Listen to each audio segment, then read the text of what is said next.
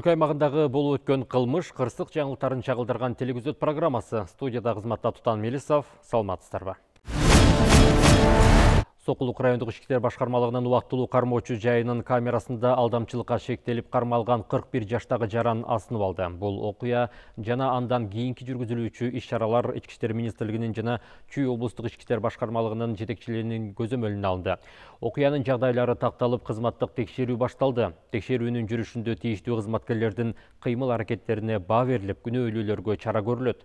Процессуалдык чечим кабыл алуу үчүн материалдар текшерүү органдарына жөнөтүлөт. Ысык көлдүн Жети-Көз районунда курал жарак сакталган жери аныкталды. Курал жарактар 30 мартта Саруу айылындагы эски сүт азык фермасынын аймагынан табылган.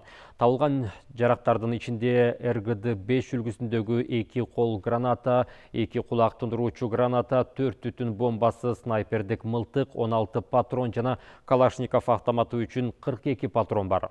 Учурда бул ишке тиешеси бар адамдарды аныктоо иштери жүрүүдө.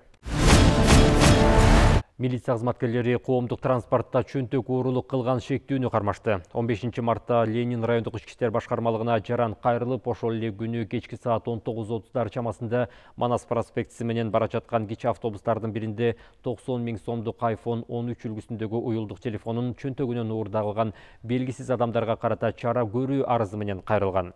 Иликтөө иш-чараларынын жүрүшүндө милиция кызматкерлери тарабынан ушул сыяктуу кылмыштарды жасагандыгы үчүн мурда бир нече жолу соттолгон, 1993 жылы туулган жаран аныкталып кармалган. Кармалган жаран тергөө кызматына жеткирилип, убактылуу кармоочу жайына киргизилген. Учурда анын ушул сыяктуу башка кылмыштарды жасоого тиешеси бар экени такталууда. Сиздер өлкө аймагында болуп өткөн кылмыш, кырсык жаңылыктар менен телевизиот программасында таанышып жатасыз. Программаны улантабыз. Кыргызстанда акыркы суткада 5 өрт кырсыгы катталды. Бул тууралуу Өзгөчө кырдаалдар министрлигинен билдиришти. Маалыматтарга караганда Бишкек шаарында 1, Жалал Абад облусунда 2, Ысык көл облусунда жана ошондой эле Баткен облусунда 1 өрт кырсыгы катталган. Өрттү өчүрүүгө 6 бөлүм тартылган, ал эми сутка ичинде куткаруу кызматтары тарабынан 1 чыгуу болду. Аларда Новопавловкада 9 жашар баланы сүзүп кеткен жол кырсыгы териштирилип жатканы маалым болду. 1 апрель күнү саат 16:25 чамасында Новопавловкадагы жол кырсыгында 9 жашар баланы Бишкек Карабалта каттамы менен жүргөн Mercedes-Benz 313 унаасы сүзүп кеткен. Бул тууралуу Чүй облустук жол кайгул кызматы кабарлады. Мектеп окуучусу жөө өтмөктөн өтүп бара жаткан. Учурда тийиштүү экспертизалар дайындалып, териштирүү иштери жүрүүдө.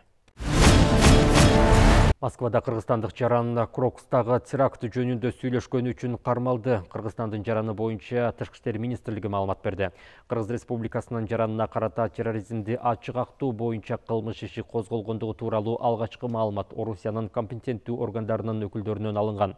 Буга байланыштуу козголгон кылмыш ишинин алкагында аталган мекендештерге зарыл болгон учурда элчилик тарабынан консулдук укуктук жардам көрсөтүлөт. Жогорудагы маселе Тышкы иштер министрлигинин жана элчиликтин көзөмөлүндө турат. Аксы районунда мектеп окуучусу бычак жеп каза болду. 31 март күнү 18 жаштагы 11 класстын окуучусу 16:30 чамасында Чаштарачка барган. Аны менен катар 16 жаштагы 9 класстын окуучусу кезекте турган. Өспүрүмдөрдүн ортосунда чыр чыгып, окуучунун бири экинчисин бир урган. Натыйжада 9 класстын окуучусунун башы дубалга урунуп, ордунан турганда 11 класстын окуучусунун бутуна жана бетине бычак менен сайып жиберген. Маалыматтарга караганда 11 класстын окуучусу ооруканага жеткирилип, ал жандандыруу бөлүмүндө каза болгон. Абакта отуруп, Токмок шаарынын тургунун телефон менен 20 000 сомун алдап кеткен жаран кармалды. Кылмышкер өзүн ал кишинин күйөө баласымын деп тааныштырып, кырсыкка кабылганын айткан. Аларда Чүй облусунда дагы бир телефон алдамчы аныкталганын Чүй облустук ички иштер башкармалыгы билдирди. Аталган башкармалыктын маалыматына караганда 3 январ күнү милицияга кайрылып, ал 2 январ күнү белгисиз адам телефон чалып, өзүн күйөө баласымын деп тааныштырып, кырсыкка кабылганын айткан. Ал өзүнүн абоненттик номерине 20 000 сом которууну суранган. Алдамчылык фактысы боюнча кылмыш иши козголгон. Милиция кызматкерлери тарабынан кылмышка шектүүнүн өздүгү такталып, ал 1992 жылы туулган жаран болуп чыкты. Учурда ал жаза аткаруу мекемелеринин биринде жазасын өтөп жаткан, анын ушул сыяктуу башка кылмыштарга катыштыгы такталууда. Стамбулдун борборундағы белгілүү түнкү клубтардын биринде өрт чыкты. Телсиз жоонун кесепетинен кеминде 29 адам каза болуп, бирөө жарадар болду. Стамбул провинциясынын губернатору Давут Гүлдүн айтымында өрт жергиликтүү убакыт боюнча саат 12:47 чамасында Гайреттепе районундагы 16 кабаттуу турак жайдан жертөлөөсүндө башталган. Жертөлөөнүн 2 кабатында оңдоп түзөө иштери жүрүп жаткан. Алдын ала маалыматтарга караганда каза болгондордун баары курулушта иштегендер. Жергиликтүү маалымат каражаттары билдиргендей, өрткө байланыштуу 6 адам кармалган. Бийлик өрттүн келип чыгуу себептерин иликтеп жатат. Қазақстанда дайынсыз жоголгон 36 жаштагы кыргызстандык аял табылды. Бул тууралуу Астананын полиция департаменти кабарлады. Маалыматка караганда, ал Казакстанга 2014-жылы келгенден бери жакындары менен болгон байланыш үзүлүп калган. Табылган кыргыз жараны Кыргызстандын элчилиги аркылуу агасы менен жолуктурулган. Шаардык полиция департаменти мындан башка толук маалымат берген жок. Видеодон 10 жыл мурун жоголгон карындашын таап бергени үчүн анын агасы казак полициясына ыраазычылыгын айтып жатканын көрүүгө болот. Кыргызстанга мыйзамсыз ташылып келген жол тандабасы аныкталды. Келтирилген зыяндын суммасы 2 миллион сомдон ашкан. Бул тууралуу мамлекеттик бажы кызматынан билдиришти. ЯЭПтин жана Кыргызстандын бажы мыйзамдарынын бузууларын аныктоого жана бөгөт коюуга багытталган текшерүү иш-чараларынын жүрүшүндө ЯЭП аймагында каттоосун жана ташып келүү мыйзамдуулугун тастыктаган тиешелүү документтери жок Lexus GX 470 үлгүсүндөгү унаа токтотулган. Автоунаа Литвадан сатылып алынганы, андан кийин ажыратылып Кыргызстанга бөлүктөр менен 2 жумалык аралыкта жөнөтүлгөндөн соң камдык бөлүктөр катары бажыдан таризделгени аныкталган.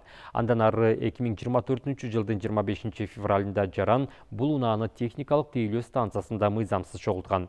Ошентип мамлекеттик бюджетке келтирилген зыяндын суммасы 2 миллион 300 миң сомго жакын акча каражатын түздү. Учурда аталган факты тиешелүү органдарга каттоого алынып, чогултулган материалдар башкы прокуратурага өткөрүлүп берилди. Улуттук коопсуздук мамлекеттик комитети муниципалдык жерлерге коммерциялык объекттерди мыйзамсыз тургузуу фактысы боюнча Бишкек шаарынын мэриясынын жер пайдаланууну контролдоо башкармалыгынын башчысынын орун басарын кармады. Аталган комитет тарабынан мамлекеттик жана муниципалдык органдарды коррупциялык көрүнүштөрдү жоюу боюнча жүргүзүлүп жаткан системалуу иштердин алкагында муниципалдык органдардын кызмат адамдары тарабынан аянты 9,2 сотых муниципалдык жерге жеңилдетилген типтеги соода объекттердин мыйзамсыз куруу фактылары аныкталды.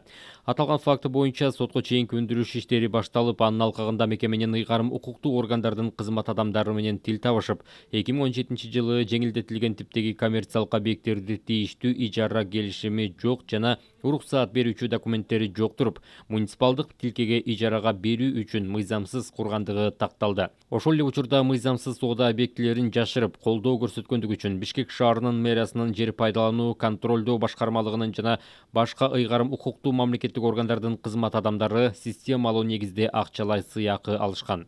Козголгон кылмыш ишинин алкагында чогултулган материалдардын негизинде Бишкек шаарынын мэриясынын жер пайдаланууну контролдоо башкармалыгынын башчысынын орун басары аталган соода жайынын ээси жана анын бизнес өнөктөштөрү кармалып, номер 1 тергөө абагына киргизилди. Учурда аталган мыйзамсыз аракеттердин натыйжасында мамлекетке келтирилген зыяндын так суммасын жана күнөөлүүлөрдүн чөйрөсүн аныктоо боюнча тергөө иштери жүрүп жатат. Иликтөөнүн жыйынтыгы менен күнөөлүү тараптардын аракеттерине юридикалык баа берилет. Жалпы аянты 0,46 гектар базар баасы 307 миллиондон ашык сомду түзгөн жер тилкеси мамлекеттин балансына кайтарылды.